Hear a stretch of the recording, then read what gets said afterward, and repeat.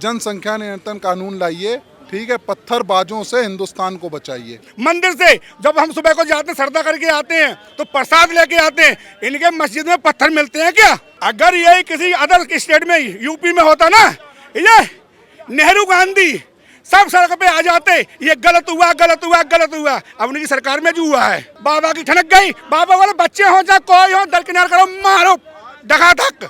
और जब बजा उन पे आन मिलो सजना फिर मिलेंगे, hi tata okay bye bye. UP में जो जितना प्रयोग हुआ है, इनके बाप ने, मुलायम सिंह ने, अखिलेश ने, सबने लूटा है। कांग्रेस वालों का, आम आदमी वालों का, इन सबका, बंगाल वालों का सबका प्रयोग है। किस संविधान में लिखा हुआ है कि मस्जिद से निकलने के बाद आप पत्थर चलाएं हिंदुओं के ऊपर? जिस मस्जिद से लोग निकल के नारेबाजी करते हैं, पत्थरबाजी करते हैं, उस मस्जिद को सीज कर देना चाहिए। जो भी वहाँ का मौलवी है, ठीक है, उसके खिलाफ कार्रवाई होनी चाहिए, उसको तुरंत जेल भेजना चाहिए। तो ये हर जगह मस्जिदों में क्यों होता है? क्या आज तक आपने सुना कि कभी कोई हिंदू मंदिर से निकला हो आरती करके या हनुमान चालीसा करके, सुंदरकांड करके उसने किसी के ऊपर पत्थर चलाए? हमारे टैक्स के पैसों से पलते हैं और हमारे ऊपर ही पत्थर चलाते हैं। अगर वो गलत करते हैं तो गलत का जवाब गलत ही होता है, गोली का जवाब गोली होता है, पत्थर का जवाब पत्थर होता है। नमस्कार, मैं हूं काजल सिंह और आप देख रहे हैं खबर इंडिया। जिस तरह से कानपुर के बाद देश के अलग अलग राज्यों को, अलग अलग शहरों को जिस तरह से पत्थरबाजी की गई और उसके बाद जो है लगातार जितने भी गिरफ्तारी हो रही है, उसका मास्टरमाइंड लगातार जाफर या फिर जावेद पाए जा रहे हैं। तो उसी पर खास बातचीत करने के लिए हमारे साथ विक्की जी मौजूद हैं, जो कि पोस्टर लेके भी खड़े हैं कि जनसंख्या नियंत्रण कानून लाओ, देश को पत्थरबाजों से बचाओ। तो कहीं ना कहीं जो है देश में जनसंख्या नियंत्रण कानून भी लागू होना चाहिए, शायद इससे ही देश सुरक्षित रह सके। सर, जिस तरह से पत्थरबाजी हुई अलग अलग राज्यों को लेकर, तो लगातार आखिर किसको निशाना बनाने की कोशिश की जा रही है? देखिए, ये हिंदुओं को निशाना बनाने का टारगेट कर रखा है इन्होंने, ठीक है। इसीलिए आज ये मुहिम ये छेड़ रहे हैं हम लोग कि जनसंख्या नियंत्रण कानून लाइए, ठीक है। पत्थरबाजों से हिंदुस्तान को बचाइए, ठीक है। जिस तरीके से कल भारत के अलग अलग कोने में नूपुर शर्मा के खिलाफ आंदोलन किए गए, पत्थरबाजी की गई, तो मैं ये जानना चाहता हूँ ये किस संविधान में लिखा हुआ है कि मस्जिद से निकलने के बाद आप पत्थर चलाएं हिंदुओं के ऊपर या पुलिस के ऊपर पत्थर चलाएं? किस मस्जिद में ये ऐलान होता है? कि मुझे ये जानना है कि किस मस्जिद हैं मौलाना, मौलवी, ये क्या ऐलान करते हैं कि आप मस्जिद से निकल के आप जुम्मे वाले दिन पत्थरबाजी करते हैं? लेकिन अगर देखिए, ओवैसी जी का लगातार कहना यह है कि देश के जो केंद्र सरकार है, उसकी भी जिम्मेदारी बनती है कि लॉ एंड ऑर्डर को संभाले रखे, और इस तरह की जो घटनाएं हो रही हैं उसमें कहीं ना कहीं देश की केंद्र सरकार भी चूक रही है। देखिए, केंद्र सरकार तो सबसे सर्वप्रथम ये करना चाहिए, जिस मस्जिद से लोग निकल के नारेबाजी करते हैं, पत्थरबाजी करते हैं, उस मस्जिद को सीज कर देना चाहिए। जो भी वहाँ का मौलवी है, ठीक है, उसके खिलाफ कार्रवाई होनी चाहिए, उसको तुरंत जेल भेजना चाहिए। कि आप देख लीजिए मस्जिदों में क्या हो रहा है, मस्जिदों में क्या शिक्षा इनको मिल रही है कि आप मस्जिद से निकले और पत्थर चलाना शुरू हो जाता है इन लोगों का। तो ये हर जगह मस्जिदों में क्यों होता है? क्या आज तक आपने सुना कि कभी कोई हिंदू मंदिर से निकला हो आरती करके या हनुमान चालीसा करके, सुंदरकांड करके उसने किसी के ऊपर पत्थर चलाए?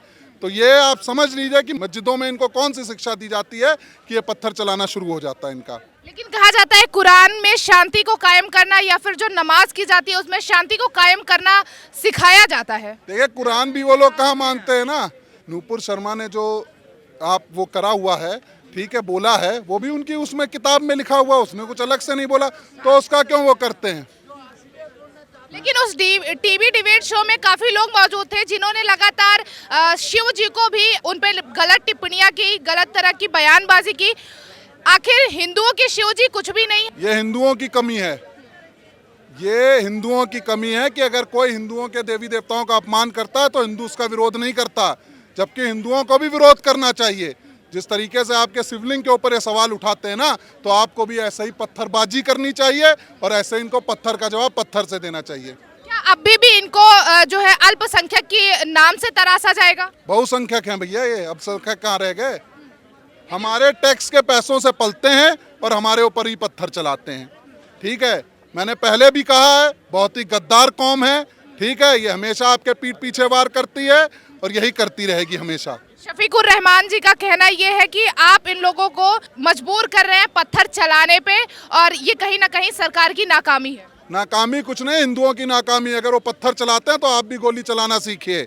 पत्थर का जवाब गोली से दीजिए, तब इनकी समझ में आएगा। ठीक है, अगर गोली पत्थर चलाते रहेंगे, ठीक है, तो आप मार खाते रहेंगे। लेकिन अगर गोली चल जाए तो ये भी सवाल उठेंगे किस संविधान के तहत गोली चलाई गई। संविधान का ठेका सिर्फ हिंदुओं ने ले रखा है क्या? भाईचारे का ठेका सिर्फ हिंदुओं ने ले रखा है? ठीक है, अगर वो गलत करते हैं तो गलत का जवाब गलती होता है, गोली का जवाब गोली होता है, पत्थर का जवाब पत्थर होता है।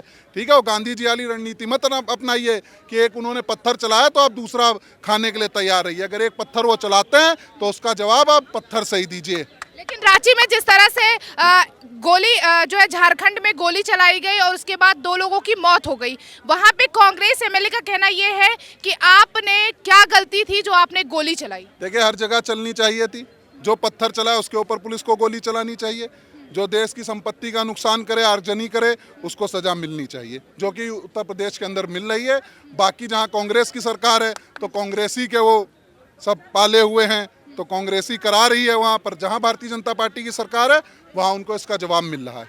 इसका इलाज क्या है अब? इलाज ये है कि मंगलवार को हर हिंदू अब मंदिर अगर जाना स्टार्ट कर दे तो शुक्रवार को पत्थर नहीं चलेंगे। ठीक है, सब हिंदुओं को मंगल को मंदिर जाना चाहिए, अपनी यूनिटी दिखानी चाहिए, अपनी एकता दिखानी चाहिए। जिस दिन एक हिंदू एक होके ऐसे हाथ पे हाथ लगा के खड़ा होगा ना, उस दिन किसी की औकात नहीं कि आपके ऊपर पत्थर चला दे। जहांगीरपुरी में कहा गया, शोभा यात्रा के दौरान जहांगीरपुरी में ये कहा गया कि हमारे मस्जिद के सामने जय श्री राम के नारे लगाए गए, हमें उकसाया गया। लेकिन अब जो अलग अलग राज्यों में इस तरह की बातें हो रही हैं तो उसमें कौन उकसा रहा है? इनकी सोची समझी रणनीति रहती है। ठीक है, इनके व्हाट्सएप ग्रुप बनते हैं, पूरा उस पर विश्लेषण होता है कि किस तरीके से आप देखिए। इनको नूपुर शर्मा से दिक्कत नहीं है, इनको हिंदुओं से दिक्कत है। ठीक है, इनको हिंदुओं से, जबकि किताब में जो लिखा है वही नूपुर शर्मा ने कहा, पर इनको हिंदुओं से दिक्कत है, हिंदुओं का विरोध करना है। नूपुर बहन ने ऐसा क्या गलत बोल दिया, हमें भी तो बताओ।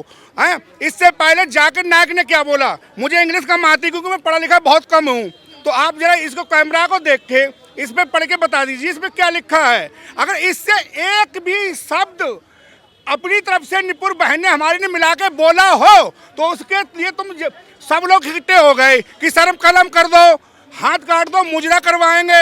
अबे तेरी औकात क्या है मुजरा करवाने वाली? हैं, समीर सतपाल तंबर भीम आर्मी का बनता है, और भीम आर्मी के जो बनते हैं ना, कहते भीम आर्मी चंद्रशेखर आजाद ऐसी वर्ग से आता है। अम्बेडकर की उसके पावर चलता है नियमों पे। क्या नियम पे चला है?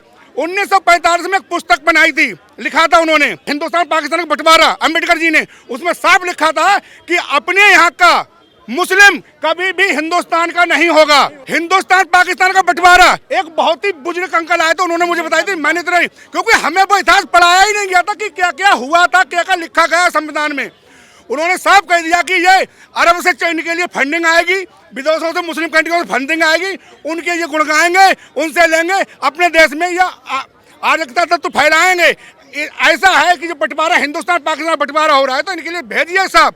इसमें हमारे चुने हुए बड़ा हीरो जिन्होंने बता रहे हैं कि हमने देश को आज़ादी दिलाई, जो बता रहे हैं हमने देश को आज़ादी दिलाई, कांग्रेस वाले आका लोग कि हमने देश को आज़ादी दिलाई, उन्होंने रोक लिया। आज वो हमारे पास हो रहा है।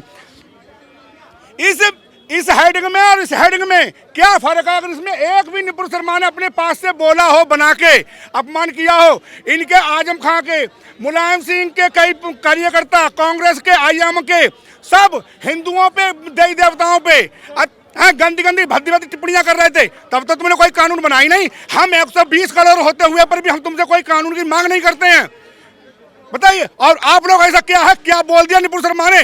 हम तो कोर्ट से सुनेंगे, अब कोर्ट से सुनेंगे, मीडिया ऑनलाइन होगी। अब हमारे जो बच्चे होंगे ना छोटे छोटे, वो भी सुनेंगे इनके पैगंबर ये थे, इनके पैगंबर ये थे।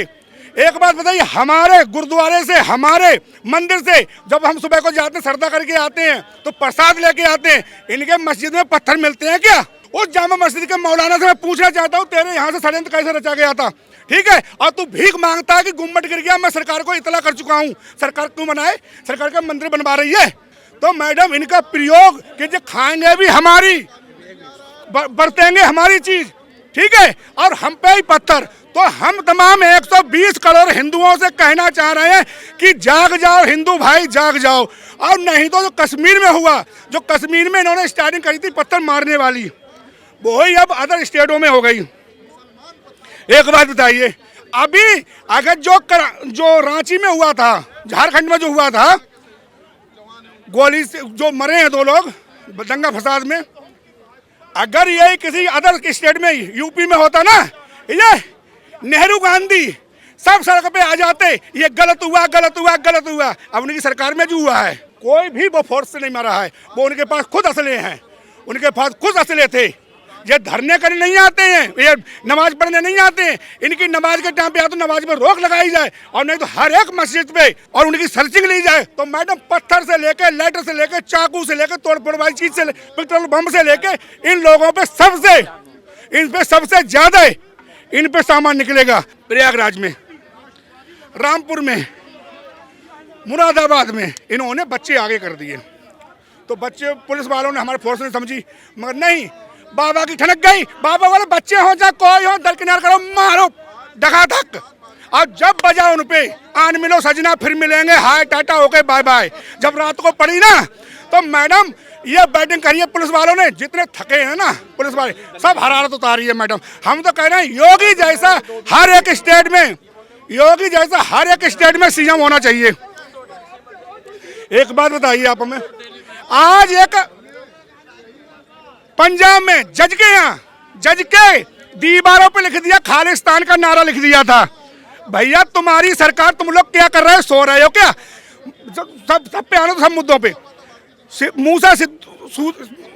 सिद्धू मूसा वाला मारा गया, इनको कोई कुछ नहीं कर पाए। एक वो थे हमारे सरदार जी, उनके बाप के आते पुलिस, पंजाब पुलिस थप्पड़ छोड़ने लगी। अरे वो भी तो सरदार थे, एजेड थे। अरे केजरीवाल थोड़ी तो शर्म कर लो। शराब में दिल्ली डुबो दी, शराब में पंजाब में भी शराब आज हाफ रेट पे कर दी। तो इन्हें ये नशा मुक्त करने चले थे, केजरीवाल नशा मुक्त करने ही चले थे, सबको नशे में डालना। अब वो केजरीवाल की रैली में, सबकी रैली में खालिस्तान के जिंदाबाद के नारे लगते हैं। और ये मत समझिए हिंदू भाइयों कि ये एक निपुण शर्मा के पीछे हो रहा है, ये नहीं, 120 करोड़ हिंदुओं के लिए डराने के लिए प्रयोग हो रहा है। मैं कहता हूं जाग जाओ, और नहीं तो तुम्हारे साथ वो ही होगा।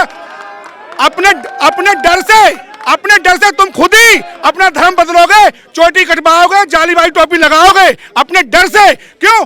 तुम्हें कोई बचाने वाला। अभी एक निपुण बहन खड़ी हुई है, निपुण बहन ने कुछ भी नहीं करा है। इतिहास उठा कर देख लो, जाकिर नायक के बयान देख लो, जो जाकिर नायक ने कही है वो ही निपुण बहन ने कहा था, कोई गलत नहीं कहा था। इन्होंने हमारे शंकर भगवान पे शुरू से अपमानित करते चले आए।